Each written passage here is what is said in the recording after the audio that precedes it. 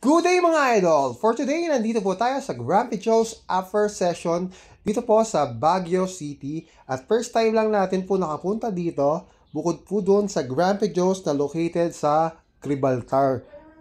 And eto ng mga idol yung in-order natin. Order tayo ng strawberry yogurt, ube macchiato over ice. Tapos tinikman din natin yung kanilang salad, Grumpy Joe salad.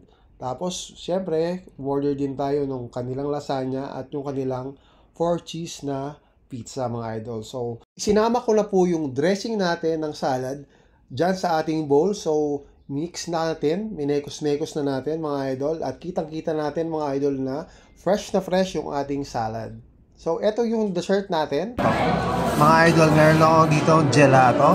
And we're here at Grumpy Joe's after session. And ito pong gelato ko na to, ang pangalan niya is tutong ng kanin. So, let's go!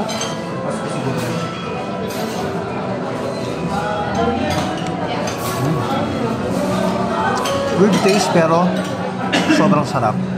And this one, mga idol, is the fresh strawberry gelato. Let's go! Lasang-lasang strawberry. And this one is the strawberries and cream gelato.